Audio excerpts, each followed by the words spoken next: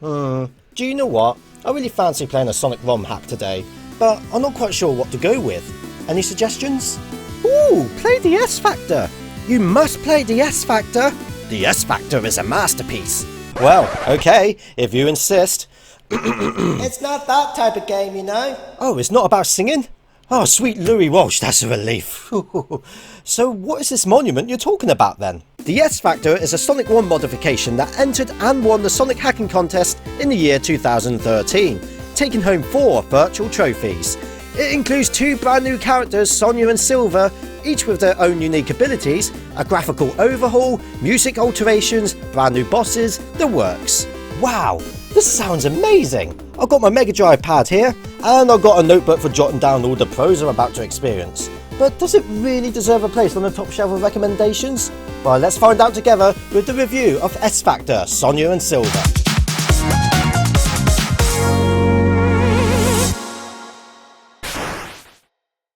Now, despite my introduction to this video, I've actually given the S Factor a try before on my channel, and if I have to be totally sincere, I was not enjoying my encounter with the hack. But that was a few years ago, and with the community giving this project a whole lot of praise, I decided to wipe the slate clean and retry with an open mind. To do that though, I had to find out what this fantasy was going to entail. The novel hasn't been incorporated into the playthrough, and instead you have to go to a reliable source such as Sonic Retro. The wiki has a huge paragraph explaining the prologue, but it could have been easily summarised. In short, Eggman is up to his usual tricks and Team Sonic reconcile to go and stop him. However, Eggman Nega, a character that we initially got acquainted with in Sonic Rush, has randomly travelled back in time to also cause havoc. Team Sonic can't be in 2 places at once, but luckily Sonia, who was Sonic's sister in the cartoon animation Sonic Underground, has mysteriously appeared out of nowhere and is on the case. And of course, she's got a helping hand from no other than Silver. Yes, Silver, being the villain's main foe, has jumped back into the current timeline and is here to aid Sonia, who he has never even met before. And not being able to have both characters on the screen at the same time, like you would with Sonic and Tails, he's not exactly assisting her very well. I mean, why have Sonia and Silver team up out of the blue?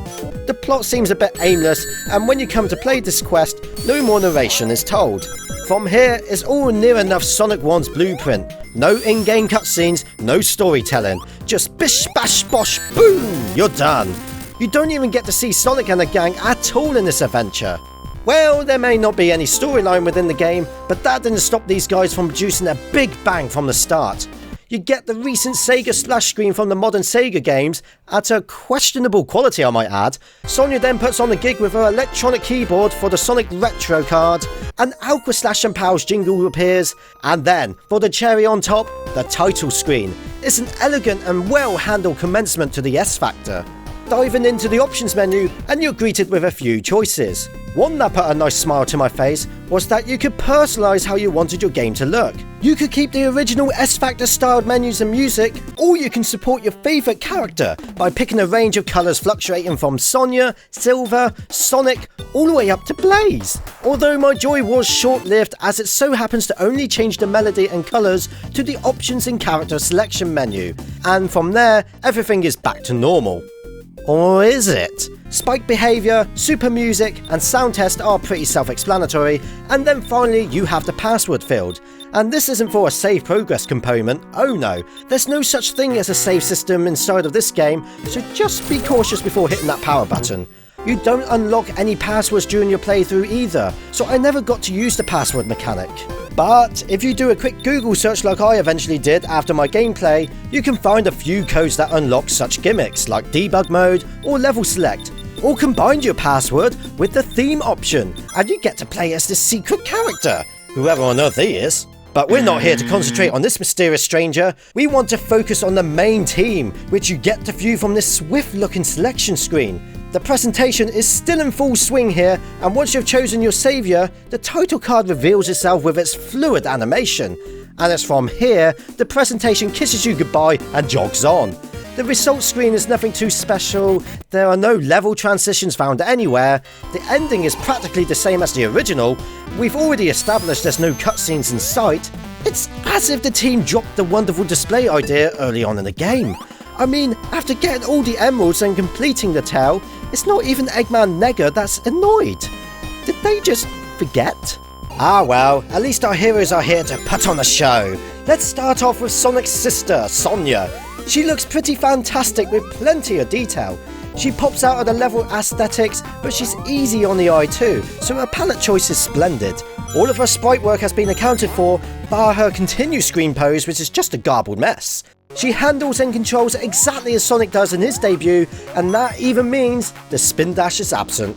That's not problematic for Sonia because she has what she calls the Super Twirl. Pressing A while on foot will send her into a cyclone which escalates her speed when holding a directional button and decreases her vulnerability towards hazards.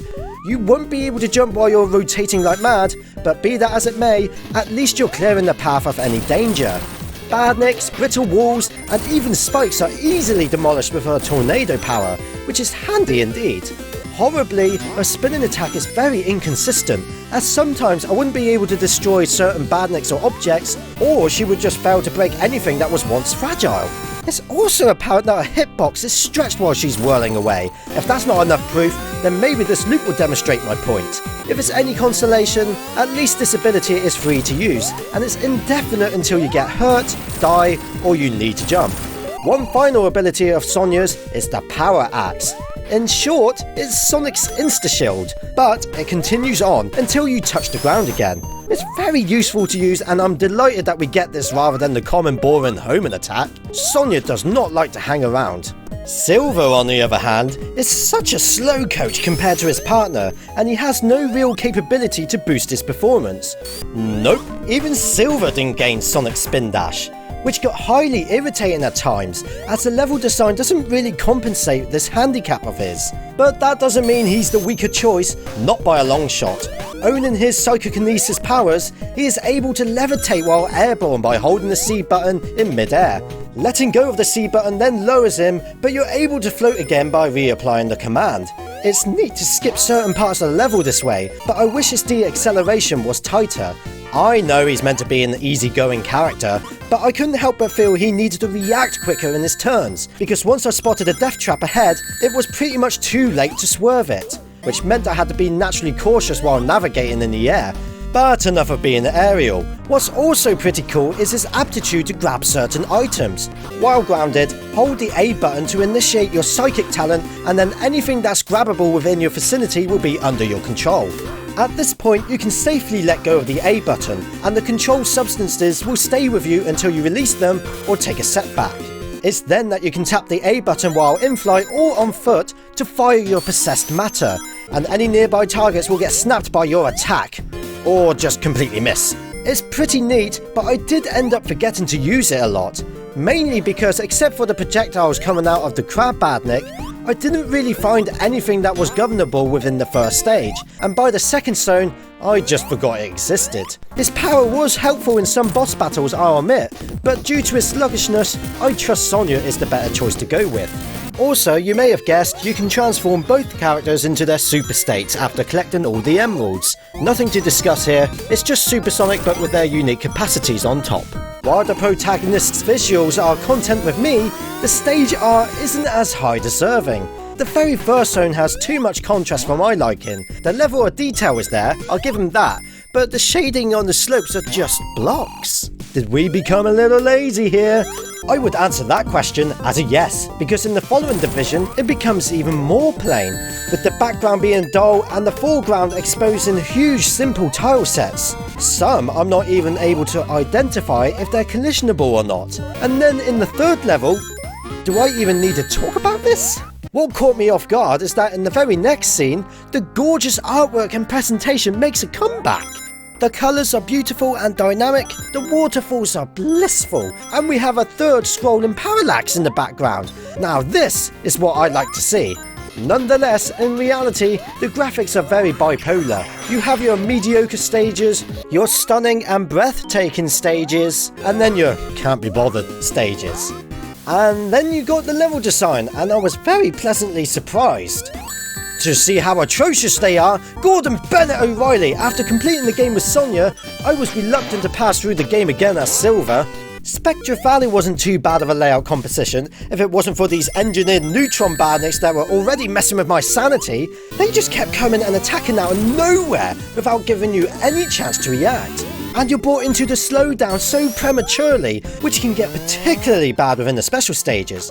Seriously, what is it with these Sonic 1 hacks that cannot be optimised? But it's from Arid Temple onwards where the real hogwash comes into fruition.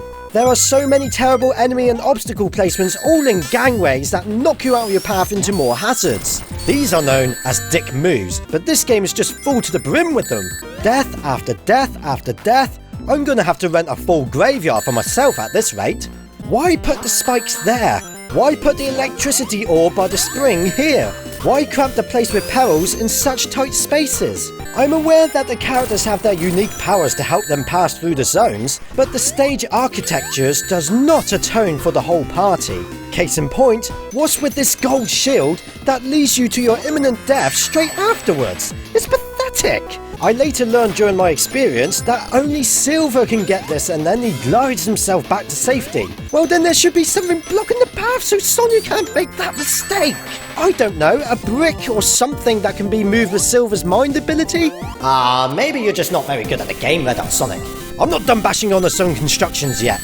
How about these mysteriously hidden spikes? I mean, how was I supposed to see that singular spike camouflaged behind the reefs? Is that my fault? Is it? And then, there's this!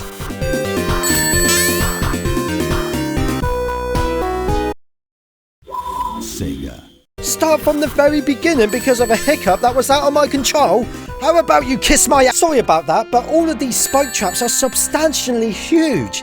Even when I try to avoid them, the game finds a way to push me into them and put me into tribulation. RHS, just turn the spike behaviour off then. Oh yes, that's a good idea. If it would bloody work! On or off, the spike bug still occurs and there's no way to avoid it. And don't you dare call this bug a feature. While we're at it, the super music selection doesn't work either. It never changes the track. Is this something I'm doing wrong at the options menu? Look, I'm really sorry for bad-mouthing the level geography. And if it's solace you're after, at least there aren't many death pits. They exist, but they're rare to come by. There are plenty of opportunities to go at a fast pace, if it wasn't for these rebels blocking the way every 2 seconds. The amount of unfair punishments is through the roof, and I can say, without a doubt, the level and object modelling are by far the biggest letdown of the S Factor. Honestly, I could talk about this all day, but this review is already getting long enough. Something I don't have to go into detail with would be the special stages. It casts itself as a level, and each 7 times you enter, it never changes. Same layout, same badnik, same water, same music, but at least the palette rotates each go. So what's the challenge? Well, that alternates on each access too. The mission can range from collecting 50 rings, to eliminating 5 badniks, to finding the 4th MacGuffin. I didn't know what in the love of mercy that was, but it turns out just to be an emerald monitor. And let me tell you now, that was the hardest objection to do due to the level draining your ring stupidly quick, and I'm certain it's impossible to finish without the use of speedrunning tools or save states. But the other tests are pretty reasonable. Still, the variety here is very limited, and I wish we had more to do. Positively, something I am chuffed about is how the music here was handled. The tune sounds alright, but it was the way the song exited out of its loop and calmly ended when you got to the results screen.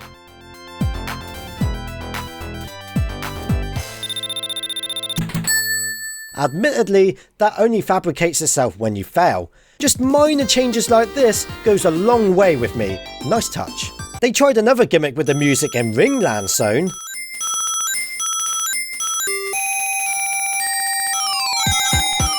And good gracious, it's dreadful. I take my hat off to them for trying something different, but it screeches too much for my ears. All the other tunes in this game are tolerable, but none of them caught my interest, apart from 2 songs possibly. And don't get me wrong, they fit for their intended purpose, and approximately 3 tunes that I'm about to show off have some kicks to them. But the majority just sounded a tad flat, as if they weren't really trying to express themselves. Picking my favourite 3 was a little tough, but the first one I'm about to show was the only one that stuck out to me immediately.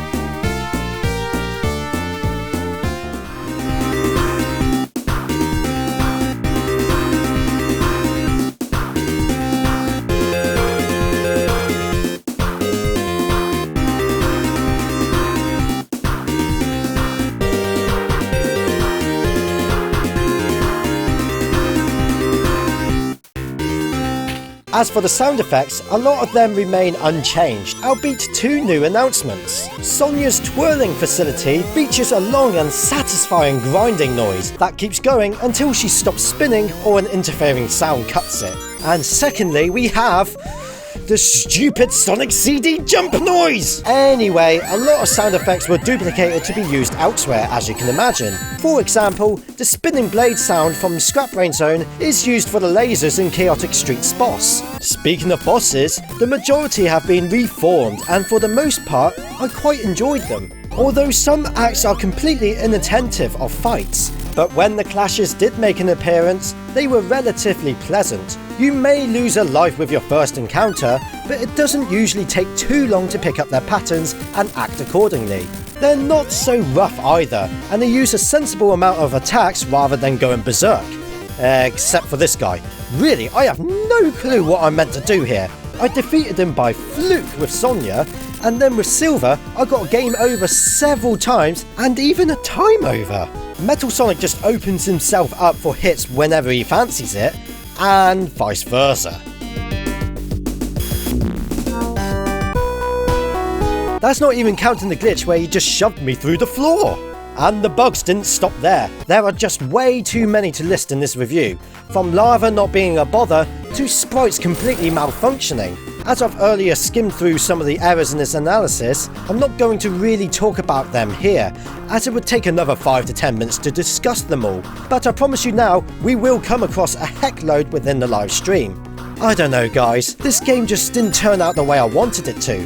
The stage and music art are just about average, with the level design being a complete joke. The bosses are pretty good, the special stages are passable, everything is just okay. There was nothing that really made me gasp in excitement, except for the splash art and the title screens when commencing the gameplay. The beginning presentation promised you quality, when in reality, the game doesn't really deliver. I applaud the effort that went into our superstars on how they look and handle, but even their physics could be tweaked a little as it's not perfect. Is this the final version?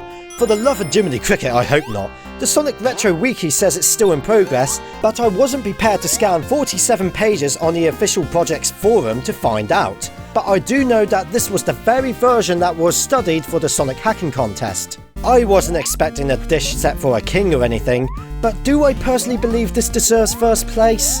Well, without playing the other submissions, it's hard to say, and I can't compare it to Sonic 2 Recreation in case I get accused of being biased. But if I was a judge, I for myself wouldn't award it the gold. Sorry, but that's just how I feel, and the S Factor gets my official rating of 6 out of 10. If any of the people involved in the making of the S Factor is watching, please do not take this to heart. I appreciate that a lot of time and effort has been put into the game, but it just didn't tickle my senses. But that doesn't affect my respect towards any member of the team, and I would most certainly love to try out any future updates should they happen. Thanks to everyone for watching. Make sure to leave a like if you enjoyed the video and share it with your friends. And I can't forget my sponsors. I really appreciate what they do for me, as this retrospective wouldn't have been possible without them. If you would like to become a sponsor, or check my Discord server or any of my socials for that matter, then make sure to visit my website for more information. Don't forget to watch the S Factor live stream I will be putting on next week, on Saturday the 7th of July, 8 PM British Summer Time. The link for that is in the card or in the description below. And what's that? You want a clue on what's planned for my next main review? Well, it's going to be a Sonic fan game rather than a hack, although the timing will be a little twisted.